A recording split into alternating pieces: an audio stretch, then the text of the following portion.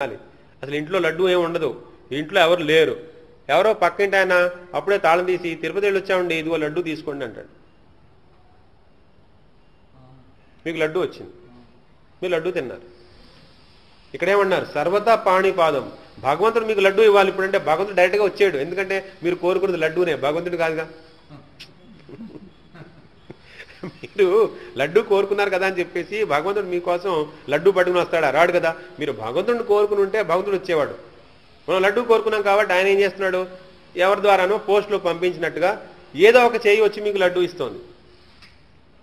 అది సర్వతా పాణిపాదం. అన్ని చోట్ల ఆయన చేతులు ఉన్నాయి. ఎప్పుడు ఎవరి వల్ల మనకి ఏం జరుగుతుందో కూడా మనకి తెలియదు, తెలిసి జరుగుతుందో తెలియక జరుగుతుందో కూడా తెలియదు. వీటన్నింటి వెనకాల ఇదంతా ఏదో యాదృచ్ఛికంగా జరుగుతుందని మనం అనుకుంటాం, కానీ కాదు.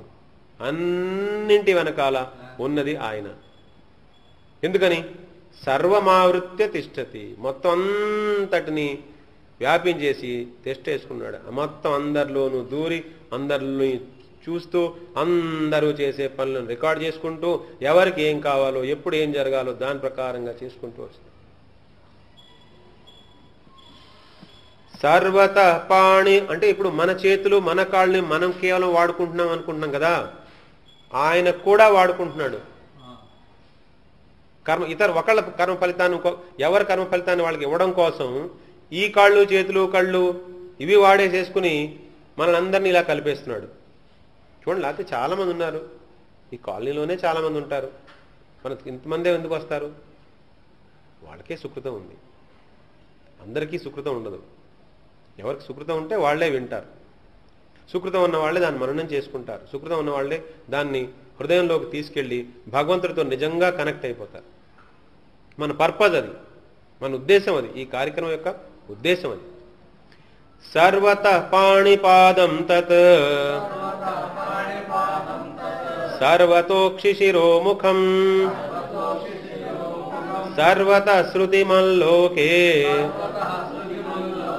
సర్వమావృత్య తిష్టతి. ఇలా అంటే మనకేమనిపిస్తుంది? ఓహోహో, ఈ కాళ్ళు చేతులు అన్నీ కూడా భగవంతుడే కదా, అన్ని చోట్ల ఇక్కడే ఉన్నాడు అంటే వీళ్ళందరూ ఇదే కదా, మన కళ్ళకు కనిపించే ప్రపంచమే భగవంతుడు కదా, అంతే కదా అంతే కదా అనుకుంటాం. అలా అనుకుంటామని మళ్ళీ బ్రేక్ వేశారు ఇక్కడ. సర్వేంద్రియ గుణాభాసం. సర్వేంద్రియ అన్ని ఇంద్రియములను అన్ని గుణాలను, భాసం అంటే ప్రకాశింపజేస్తాడు. ప్రకాశింపజేయడం అంటే దానికి కావలసిన శక్తిని ఇస్తాడు. అంటే కళ్ళకు కావలసిన శక్తిని, చెవులకు కావలసిన శక్తిని, ముక్కుకు కావలసిన శక్తిని, స్పర్శకు కావలసిన శక్తిని, అన్నింటినీ అన్ని ఇంద్రియాలకి కావలసిన శక్తిని ఇస్తాడు. ప్రకృతిలో ఉండే 3 గుణాలు ఉన్నాయిక, సత్వ రజ తమ.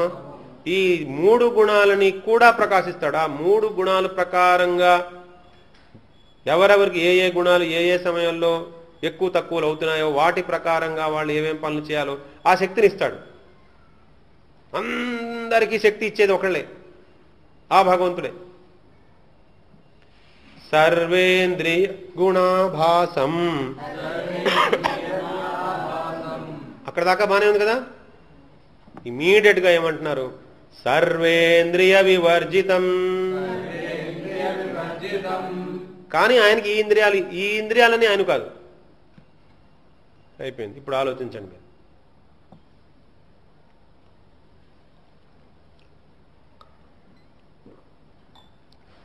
అన్ని చోట్ల కాళ్ళున్నాయి, అన్ని చోట్ల తల ఉంది, అన్ని చోట్ల కళ్ళున్నాయి, అన్ని చోట్ల చెవులున్నాయి, అన్ని చోట్ల చేతులున్నాయి, అన్ని చోట్ల చెవులున్నాయి. అందరిలోంచి ఆయనే పనిచేస్తున్నాడు, అందరికీ ఆయనే శక్తినిస్తున్నాడు, అన్ని గుణాలని ఆయనే ప్రకాశింపజేస్తున్నాడు. కానీ ఈ గుణాలు ఈ ఇంద్రియాలు ఇవి ఆయన వీటికంటే వేరుగా ఉన్నాడు. వివర్జితం. వివర్జితం అంటే వేరు, వీటన్నిటికంటే వేరు. అంటే వీటిని వాడుకుంటాడు కానీ వేరు. నేను ఈ సెల్ ఫోన్ వాడుకుంటాను కానీ నేను సెల్ ఫోన్ కాదు. ఈ సెల్ ఫోన్ నేను వాడుకుంటాను నాకు అవసరం వస్తే. ఈ మైక్ నేను వాడుకుంటున్నాను, నేను మైక్ని కాదు. అలా భగవంతుడు ఇవన్నీ వాడుకుంటాడు. కానీ ఇవన్నీ వీటి అన్నింటి కంటే కూడా అతీతంగా ఉంటాడు. ఇవన్నీ ఆయన కాదు. సరే, అప్పుడు మనం ఏమనుకుంటాం? ఆయనకు అసలు ఇంద్రియాలు లేవా? గుణాలు లేవా? కానీ గుణాలు ఉన్నాయి. త్రిగుణాతీతుడు, కానీ షడైశ్వర్య గుణాలు ఉన్నాయిగా. దయామయుడు, కరుణామయుడు, అందగాడు, భగవంతుడు. భగవంతుడు అంటే షడైశ్వర్య,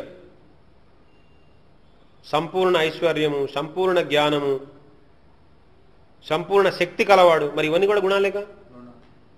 అంటే ప్రాకృత గుణాలు, మనకి తెలిసిన ప్రాకృత గుణాలు భగవంతుడికి లేవు. భగవంతుడికి ఉన్నవన్నీ అప్రాకృత గుణాలు.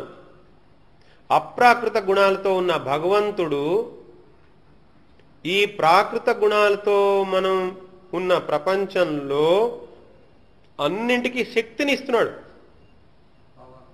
పవర్ ఇస్తున్నాడు అందరికీ. కానీ అతను దీనికంటే అతీతంగా ఉంటున్నాడు. అందుకని ఇక్కడ నెక్స్ట్ లైన్ చెప్తున్నాడు, అసక్తం అన్నారు. అసక్తం అంటే ఈ మొత్తానికంటే వేరుగా ఉంటున్నారు. ఈ మొత్తం కంటే వేరు అంటే మన కళ్ళకు కనిపిస్తున్న ప్రపంచమే భగవంతుడా అంటే, దీని వెనకాలన్న శక్తి ఎవరిది అంటే, కానీ భగవంతుడు ఇందులో ఎక్కడైనా ఇరుక్కుపోయాడా అంటే, భగవంతుడు దీనికి అన్నింటికంటే అసక్తం, అతీతంగా ఉన్నాడు. కానీ ఇందులోనే ఉన్నాడు మళ్ళీ. ఇది చాలా జాగ్రత్తగా పట్టుకోవాలి. ఇక్కడ ఈ విషయం తెలియక చాలా మంది ఒక పెద్ద తప్పు చేస్తాడు. అన్నింటిలోనే భగవంతుడు ఉన్నాడు కదా, ఏం చేసినా భగవంతుడే కదా, ఏం చేసినా బ్రహ్మమే కదా, అబద్ధం ఆడేసినా బ్రహ్మమే, నిజం చెప్పినా బ్రహ్మమే, ఎంత చెడ్డ పని చేసినా అది బ్రహ్మమేగా. ఎందుకని? నేనే బ్రహ్మం కదా, నేనే కదా దేవుణ్ణి. ఇది సిద్ధాంతం. ఇది రాంగ్ సిద్ధాంతంలోకి వెళ్ళిపోతుంది. అందుకని చాలా స్పష్టంగా చెప్తున్నారు ఇక్కడ, సర్వేంద్రియ గుణాభాసం సర్వేంద్రియ వివర్జితం అసక్తం సర్వభృచ్చైవ. సర్వభృచ్చైవ, భృచ్చైవ, సర్వభృత్ అంటే అందరినీ పాలించేవాడు, మనందరినీ పాలించేవాడు, గోపాలుడు. గోపాల అంటే గోవుల్ని పాలించేవాడు. గోవులంటే ఇంద్రియాలు కూడాను, గోవులంటే ఆవులు కూడాను. గోపాల మన ఇంద్రియాలన్నింటినీ కూడా పాలిస్తాడు. అంటే ఇంద్రియాలన్నింటికీ కావాల్సిన శక్తిని ఆయనే ఇస్తున్నాడు. సర్వభృత్ అంటే అందరినీ పాలించేవాడు. నిర్గుణం, ఆయనకి గుణాలు లేవు. ఈ సత్వరజతమ గుణాలు ఆయనలో లేవు. మరి మళ్ళీ ఏమంటున్నారు? గుణభోక్తృచ, ఆయన నిర్గుణమే కానీ గుణాల్ని, అనంతమైనటువంటి భగవద్గుణాల్ని, దివ్య గుణాల్ని అనుభవిస్తూ ఉన్నాడు. భోక్తృచ, భుంజిస్తున్నాడు. ఇక్కడ మనకి కళ్ళకు కనిపిస్తున్న ప్రపంచంలో మనకున్న ఇంద్రియాలు, దేహము, కాళ్ళు, చేతులు, మనసు, బుద్ధి, ఇవి ఒక ప్రపంచాన్ని చూస్తున్నాయి. ఇక్కడ ఏమంటున్నారంటే, మనం ఏ ప్రపంచాన్ని అయితే చూస్తున్నామో, అనుభవంలోకి తెచ్చుకుంటున్నామో, అందులో మనకున్న ఇంద్రియాలని ప్రకాశించేది, ఆ ప్రకృతిలో ఉండే గుణాలకి నీ ప్రకాశించేది భగవంతుడే, బ్రహ్మమే. కానీ ఆ బ్రహ్మము వీటికంటే వేరు, అసక్తంగా ఉంది, ఉంటూ సర్వభృత్ అందరినీ పాలిస్తున్నాడు. సర్వభృత్ చైవ నిర్గుణం, అతనిలో ఈ గుణాలే, అంటే ఇక్కడ ఉన్న గుణాలు అతనికి లేవు. మరి ఇంకేమున్నాయి? దివ్య గుణాలన్నీ ఉన్నాయి. షడైశ్వర్యపూర్ణ భగవాన్ అన్నాం కదా, షడైశ్వర్యాలన్నీ ఉన్నాయి. సంపూర్ణ జ్ఞానము, సంపూర్ణ శక్తి, సంపూర్ణ వైరాగ్యము, సంపూర్ణ ఆనందము, సౌందర్యము అన్నీ ఉన్నాయి. ఆ గుణాలన్నీ ఉన్నాయి. ప్రాకృత గుణాలు లేవు. అప్రాకృత గుణాలన్నింటినీ భోక్తృచ, ఆయన అవన్నీ అనుభవిస్తున్నాడు.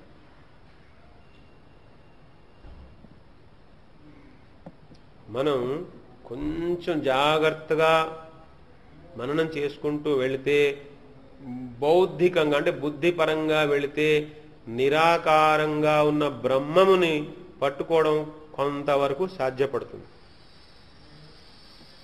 దాని తర్వాత మన హృదయము కూడా వికసించుకుని ఆ వికసించుకున్న బుద్ధి, ఈ వికసించుకున్న హృదయం రెండు కలిపేసేసి మనం బ్రహ్మం ఎక్కడి నుంచి, బ్రహ్మం యొక్క ఆధారం ఏంటో మనం భగవద్గీత ప్రకారంగా పట్టుకుంటే అప్పుడు మనం కృష్ణుడి దాకా వెళ్తాం. ఎందుకంటే చెప్పారు తర్వాత 14వ అధ్యాయం చెప్పారు, బ్రహ్మణో హి ప్రతిష్టాహం, బ్రహ్మము నన్నే ఆశ్రయించి ఉంటుంది అని. ఇందాక మనం చెప్పుకున్నాం సరా, మనం గదిలో చీకటి గదిలో ఉన్నాం, తలుపులన్నీ బిడాయించి కూర్చున్నాం, అంతా చీకటిగా ఉంది.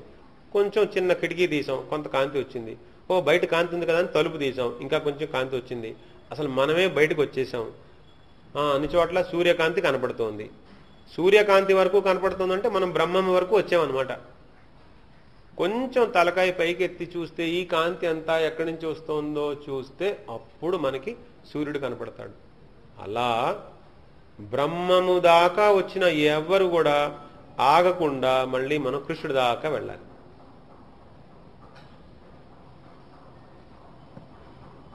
లేకపోతే గుణభోక్తృచ అర్థం ఏంటి? గుణభోక్తృచ, గుణాలు ఉన్నది, భోక్తృచ భుంజిస్తున్నాడు, గుణాలు ఉన్నవాడు భుంజిస్తున్నాడు అంటున్నాడు. మరి బ్రహ్మం అయితే నిరాకారంగా ఉన్నది, ఇంకేం భోగం ఏముంటుంది, దానికి ఆనందం ఏముంటుంది? అది భుంజిస్తుంది అంటే బ్రహ్మము ఆనందాన్ని భుంజిస్తుందా? బాగోదుగా అర్థం. సర్వేంద్రియ గుణాభాసం సర్వేంద్రియ వివర్జితం అసక్తం సర్వభృచ్చైవ నిర్గుణం గుణభోక్తృచ బహిరంతశ్చ భూతానాం అచరం చరమేవ చ సూక్ష్మత్వాత్ తద్ అవిజ్ఞేయం దూరస్థం చాంతికే చ తత్. బహిరంతశ్చ, బహి బయట, అంత లోపల. ఇక్కడ ఈ రెండు పదాలు జాగ్రత్తగా పట్టుకోవాలండి. బహిర్ అంత అంటే ఏంటి? బహి బయట, లోపల అంటే ఈ దేహాన్ని మనం ఒక డబ్బా అనుకుని ఈ డబ్బాలో నేను దూరిపోయి ఈ దేహాన్ని నేను అనుకుంటున్నాను కాబట్టి నా దృష్టిలో మాట్లాడుతున్నప్పుడు నాలో నా బయట అనే మాట వస్తుంది కదా. నాలో నా బయట, అంతర్బహిష్ట, లోపల బయట. అంటే లోపల ఏదో జరుగుతోంది, మనం బయట ఏదో మాట్లాడుతున్నాం అనుకోండి. మనం లోపల ఏదో ఉందో ఉండో, బయట ఏదో చెప్తున్నాడు కానీ లోపల ఆయన భావాలు వేరు అంటాం మనం. అంటే దేంతో? ఈ శరీరాన్ని ఒక డబ్బా అనుకుంటే ఈ లోపల ఏదో వేరే, బయట ఏదో వేరే అన్నట్టుగా అంటాం కదా. అలా బహిరంతశ్చ, లోపల బయట, బహిరంతశ్చ భూతానాం, భూతానాం అంటే జీవరాశులు, జీవులు. బహిరంతశ్చ భూతానాం అచరం చరమేవచ, చరం అచరం, జడ పదార్థాలైనా సరే, చైతన్యంతో ఉన్న జీవరాశులైనా సరే. జడ చైతన్యం ఎవరు ఉన్నా, లోపలైనా బయటైనా అన్ని చోట్ల ఆయనే ఉన్నాడు. బహిరంతశ్చ భూతానాం అచరం చరమేవ చ. మరి లోపల ఉండి బయట ఉండి చరాచర జగత్తంతా వ్యాపించి ఉంటే కనపడ్డే అంటాం కదా మనం. సూక్ష్మత్వాత్, చాలా సూక్ష్మమైన వాడు. తత్ అవిజ్ఞేయం, అది ఆ బ్రహ్మం అనేది సూక్ష్మత్వాత్, చాలా సూక్ష్మమైన తత్వము కాబట్టి అవిజ్ఞేయం, మనం తెలుసుకోలేకపోతున్నాము. మన లోపల ఉన్నాడు, మన బయట ఉన్నాడు, సర్వం వ్యాపించి ఉన్నాడు. అయినా సరే మనకి ఎందుకు తెలియట్లేదు? ఎందుకు తెలియట్లేదంటే సూక్ష్మత్వాత్ తద్ అవిజ్ఞేయం, చాలా సూక్ష్మమైన తత్వం కాబట్టి అది మనకి తెలియదు, మనం తెలుసుకోలేకపోతున్నాం. ఎక్కడున్నాడు? మళ్ళీ చెప్తున్నాడు, దూరస్థం చాంతికే చ తత్. దూరస్థం, చాలా దూరంగా ఉన్నాడు, చాలా దగ్గరగా కూడా ఉన్నాడు. చూడండి, భగవంతుడు ఎంత విచిత్రమైనటువంటి వ్యక్తిత్వం. అంటే చాలా దగ్గరగా ఉన్నాడు, చాలా దూరంగా ఉన్నాడు. అంటే రెండు విరుద్ధ ధర్మాలు ఒకేసారి ఏకకాలంలో భగవంతుడికి సరిపోతాయి. అదొక విచిత్రమైన లక్షణం భగవంతుడికి. భగవంతుడిలో రెండు విరుద్ధ ధర్మాలు ఏకకాలంలో సమన్వయం అవుతూ ఉంటాయి. ఇప్పుడు సపోజ్ మోదీ ఎక్కడో ఢిల్లీలో ఉన్నారు అనుకుందాం, మోదీ గారు ఢిల్లీలో ఉన్నారు అన్నాం అనుకోండి. ఆయన చాలా దూరంలో ఉన్నారు కదా మనకి. ఆయన మనకి దగ్గరగా ఉన్నాడంటే కుదురుతుందా? ఇప్పుడు మనందరికి దగ్గరగా ఉన్నాడంటే కుదరదు, లేడు అలా. కానీ భగవంతుడి విషయంలో అలా కాదు. భగవంతుడి విషయంలో ఏంటి? భగవంతుడు మన హృదయంలో కూడా ఉన్నాడు, గోలోకంలో కూడా ఉన్నాడు. గోలోకం అంటే ఎక్కడో చాలా దూరంలో ఉంది మనం అనుకోవచ్చు కదా. మనం ఉన్నది ఈ భూమండలం మీద, పైన 7 లోకాలు, కింద 7 లోకాలు, 14 లోకాలు దాటేసిన తర్వాత విరజా నది, తర్వాత గోలోకం. చాలా దూరం అయిపోయిందిగా. అంత దూరంలో కృష్ణుడు ఉన్నాడా? ఉన్నాడు. మరి మన హృదయంలో కూడా ఉన్నాడుగా? ఉన్నాడు. అంటే ఏమైంది? ఇప్పుడు హృదయంలో ఉన్నవాడు చాలా దగ్గరగా ఉన్నాడు, తన ధామంలో ఉన్నవాడు చాలా దూరంగా ఉన్నాడు. ఈ మధ్యలో ఉన్నదంతా కూడా ఆయన శక్తి యొక్క మార్పులే. అందుకనే లోపల ఉన్నాడు, బయట ఉన్నాడు, హృదయంలో ఉన్నాడు, గోలోకంలో ఉన్నాడు, మొత్తం అంతా వ్యాపించి ఉన్నాడు. అసలు ఉన్నది ఆయన ఒక్కడే. జీవుడు, ప్రకృతి, ఆయన యొక్క శక్తులు.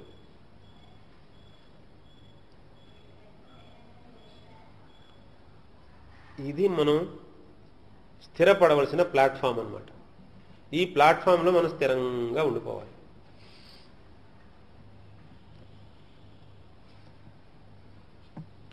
బహిరంతశ్చ భూతానాం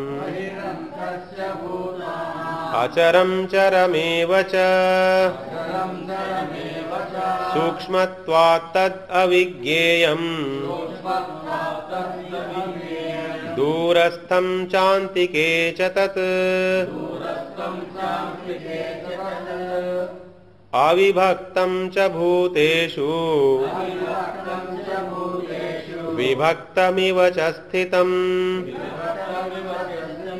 భూతభర్తృ చ తద్గేయం గ్రసిష్ణు ప్రభవిష్ణు చ. అవిభక్తం. అవిభక్తం విభక్తం అంటే విడిపోయినవాడు, ముక్కలు ముక్కలుగా ఉన్నవాడు. అవిభక్తం మొత్తం ఏకంగా ఉన్నవాడు, విభక్తుడు కానివాడు. ఆ అవిభక్తం అంటే అక్కడ విభక్తుడు కానివాడు అంటే ముక్కలు ముక్కలు చేయడానికి వీలుగా లేనివాడు,